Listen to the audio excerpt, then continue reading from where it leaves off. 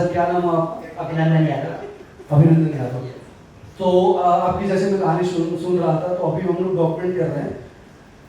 कितने लोगों की आपकी स्टोरी इंस्पायर करेगी ये मुझे पता है, क्योंकि छोटे शहर से निकल के एक बड़े शहर में खुद का मकान होना, खुद की जिंदगी, खुद के सपने होना और उस सपनों को पूरा होकर देखना, कैसा लग रहा है अभी आपको? कैसे कैसे जिंदगी चल रही है आपकी? देखिए, सबसे पहले मैं यहाँ बैठे सभी लोगों को बताना चाहूँगा कि ये हमारे अनएक्सपेक्टेबल थी, जो मैंने कभी उम्मीद भी नहीं कर सकता था कि मैं एक रोज़ मैं नोएडा जैसे शहर में या फिर BCA करके एमडॉक जैसे कंपनी में, इन्फोसिस कंपनी में मैं जॉब कर पाऊँगा। क्योंकि जिस बैकग्राउंड से मैं बिलोंग करता हूँ वहाँ तो मतलब कि एक सोच भी नहीं सकता कि बंदा यहाँ ऊपर भी जा सकता है। इंटरव्यू के बाद कुछ समय बाद जब मेरा ऑफर लेटर आ गया मेरे पास, तो मेरी ग्रेजुएशन कंप्लीट नहीं थी, मेरा एग्ज़ाम बचा हुआ था। फिर भी मैंने कि बताता हूँ, मैंने सोचा नहीं अभी नहीं बताना, अभी बताऊँगा तो उन्हें लगेगा कि यार मजाक कर रहा है। तो फिर जब मेरा एग्ज़ाम कंप्लीट हो गया और वर्क करते करते मेरे पास मेरी सैलरी भी आ गई, तो मैं मम्मी पापा के पास करीब दोपहर में गया था। मुझे दोपहर में पता चला, मुझे फ्रेंड ने बताया कि हमें सैलरी सभी की आई है, पीछे को तेरे आई नहीं। मैंने देखा कि हाँ मेरी भी आ गई, तो मैं गया मम्मी पापा के हाथ में, मैंने पैसे रखे। तो मम्मी ने कहाँ से लेके आ गया तो ये नहीं, ये जॉब मैं कर रहा था, 1 महीने कंप्लीट हुए हैं और ये मेरी सैलरी है।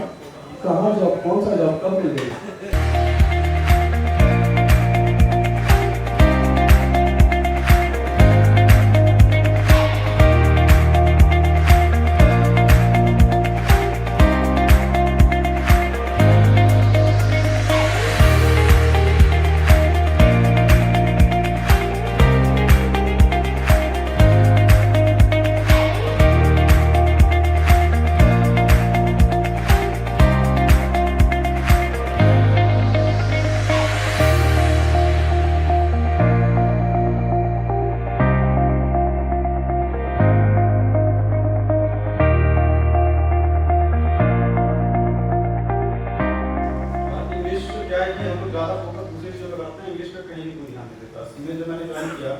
तो लोग यहाँ फंसेंगे।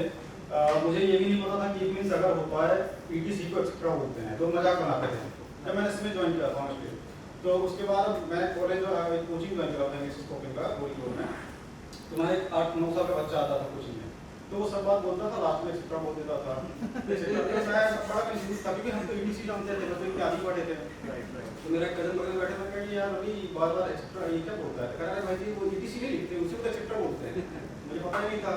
मोटा मोटी सिविल की जो कोर टीम है वो आज भी सिविल इसी कोर टीम के कारण ही है। मतलब Nitish sir, Amit sir, Ravi sir और ये उदार सर। कैसे देखते हैं अपनी जिंदगी में नीरज सर को या फिर सीमेंस परिवार को? मैं नीरज सर और खास करके सीमेंस परिवार को धन्यवाद देना चाहूँगा कि मुझे अनफॉर्चुनेटली या फिर खुद कुछ नसीब बोलिए कि मुझे सीमेंस कॉलेज मिला, जहाँ मैंने BCA अपनी कंप्लीट की। IBM में हो? Very good. ये भी तो IBM में है। हाँ, तुम एक ही ऑफिस में हो? नोएडा 62, नोएडा 62। लो, तो तुम लोग एक ऑफिस में एक परिवार के आज पहली बार खूब हमें दूसरा भाई मिल रहा है। भैया भैया करने का गलत लो। क्या पॉसिबिलिटीज है, क्या एनर्जी है और कैसे हमारे बिहार के युवा? देखिए, बिहार के युवाओं में जो जज्बा है वो कहीं नहीं मिलता। आप देख लीजिए, हम दिल्ली आते हैं, बच्चों का कॉल आ जाता है, यहाँ एक आनंदाएं हो जाती है। प्लस जो बच्चे आ रहे हैं, अगर इनको सही माहौल और सही गाइडेंस मिल जाए तो ये बच्चे कमाल कर जाते हैं और कर रहे हैं। जो आज आप खुद अपने आंखों से देख रहे हैं, कोई घर खरीद रहा है, कोई गाड़ी खरीद रहा है, मतलब अब ये डिपेंडेंट नहीं है, ये इनफैक्ट अपना स्टार्टअप कर रहा है, एम्प्लॉयर बन रहे हैं ये। तो इससे बड़ा कमाल क्या होगा?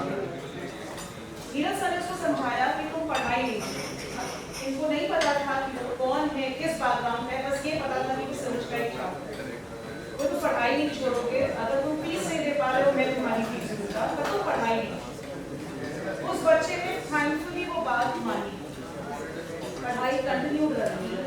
बाद में पता चला पटना सिटी के जिस मंदिर में बाबा तिलेश्वर नाथ का मंदिर है, जहाँ पर बचपन से उन्हें जल चढ़ाया है, वो वहीं के पुजारी का बेटा है।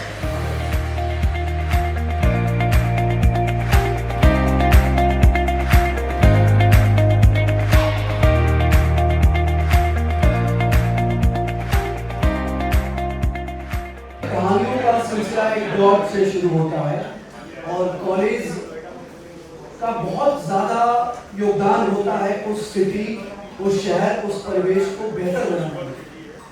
इसका बहुत ही अच्छा परिभाषित अगर नाम या एक्सपीरियंस या कोई कहानी गढ़ी जाएगी तो उसमें सीमेज का यकीनन नाम आएगा।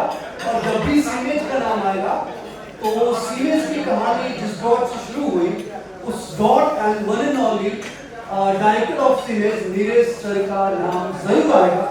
So welcome sir on podcast of Ujjwal Srivastava and aka Bharat.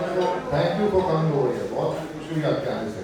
मुझे बहुत ज़्यादा खुशी हुई कि किरदार जब हम करते हैं पढ़ने वाले बच्चों की, किसी कहानी को हम लोग पोर्ट्रे करते हैं तो बहुत शॉर्टेड थॉट होते हैं, पर यहाँ आने के बाद 50 से ज़्यादा लड़कों की स्ट्रगल की कहानी, सक्सेस की कहानी सुनने के बाद अभी बहुत ज़्यादा एनर्जी आ गई है। तो कैसे देखते हैं आप अपने इस सीमेज परिवार को और कितना एफर्ट रहा एक अच्छा कॉलेज बनाने में, जहाँ के बच्चे कुछ सालों बाद ये कह सके कि हमारी जिंदगी, हमारी इमेज बनाई है तो सीमेज।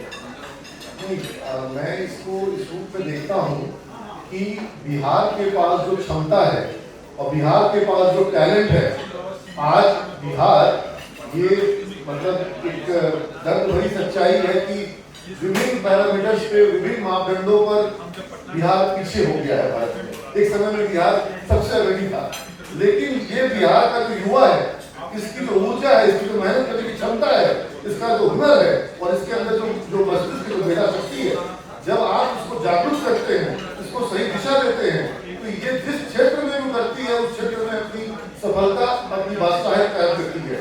2009 की जब मैं बात करता हूँ, 2009 में सीमेज इसलिए शुरू हुआ था क्योंकि 2002 से कैटलिस्ट ट्रेनिंग सेंटर हमारे चल रहे थे, जहाँ हम भारी संख्या में बच्चे हमारे यहाँ से पढ़ करके आज कैटलिस्ट का भी एक एलुमनाई यहाँ पे आया है, बड़ी खुशी हुई, आपके नाम है। और वो बच्चे जो है वो इंडस्ट्री में जा रहे थे, बैंकिंग सेक्टर, टेलीकॉम सेक्टर और ITES, BPO सेक्टर सब जगह जा रहे थे। और जब मुझे लगा कि भाई अगर मैं इसको कॉलेज के रूप में ले जाता हूँ तो मेरे को एडवांटेज ये मिलता है कि मेरे को 3 साल का समय मिलता है। वहाँ पर मेरे साथ जद्दोजहद ये होती थी कि 3 महीने के अंदर में, 5 महीने के अंदर में बच्चों को मुझे पढ़ाना भी है और उनको एक अच्छा रोजगार भी दिलाना है। मेरा कभी भी ये नहीं था कि सिर्फ पढ़ा के सर्टिफिकेट देना है, मुझे उसे पढ़ा करके एक ऐसे मुकाम में पहुंचाना था जहाँ से उसकी लाइफ आगे बढ़े। और मैंने जब सीमेज शुरू किया था 2009 में, तब भी मेरे दिमाग में ये था कि बच्चों को सिर्फ और सिर्फ डिग्री नहीं दिलवानी है। बिहार में एक बड़ा कॉन्सेप्ट है कि कॉलेज 2 बार जाएंगे, एक बार फॉर्म भरने के लिए, एक बार एडमिट कार्ड लेने के लिए। ये सब स्टूडेंट इनसे पूछने के लिए जब क्लास नहीं आते थे तो इनके घर में पापा को खुद से जाता था और इनका अटेंडेंस इनके पिताजी को भेजा जाता था, उनका PTM कराया जाता था। तो मेरा कॉन्सेप्ट ये रहा कि बच्चों को नॉलेज मिलना चाहिए, उनको स्किल डेवलपमेंट होना चाहिए और कॉलेज से ही हो सके तो उनको प्लेसमेंट मिल जाए। तो बच्चे सब अच्छा कर रहे हैं, आगे जा रहे हैं, आज पूरी दुनिया में फैल गए। मुझे लगता है कि आप जैसे जो युवा हैं, आपकी एक जिम्मेवारी है कि आप नई पीढ़ी को कुछ रास्ता दिखाओ। बहुत से ऐसे बच्चे होंगे जो आपके द्वारा दिखाए गए रास्ते और दिए गए हौसले के बल पर अपने जीवन में कुछ कर रहे हैं। तो ये रहा मेरा एक्सपीरियंस एलुमनाई मीट ऑफ सीमेज 2023 और यकीनन बहुत ज़्यादा एनर्जी के साथ मैं यहाँ से जा रहा हूँ क्योंकि बहुत सारी स्ट्रगल की कहानियाँ, बहुत सारी सफलताओं की कहानियाँ, फर्स्ट सैलरी का एक्सपीरियंस, माँ बाप से लड़के पढ़ाई कंटिन्यू करने की बातचीत बहुत ही ज़्यादा एनर्जेटिक थी। और यकीनन जब किसी आप संघर्ष करने वाले छात्र को सुनते हो और उसके बाद उसकी सफलता को सुनते हो, बहुत रिलेटेबल फील होता है, बहुत ज़्यादा मोटिवेशन होता है। सो दैट नॉट कि बिहार के या ऑल ओवर इंडिया के सारे स्ट्रगल करने वाले युवा, पढ़ाई लिखाई से अपने घर के लिए बहुत बड़ा सोचने वाले, सपने या ख्वाबों को पूरा करने वाले बच्चे सभी सफल हो। और thank you so much for watching this video. Make sure कि आप लाइक कमेंट करें बिना मत जाइए and you can check out the website of CIMAGE college also. Thank you so much. Bye bye.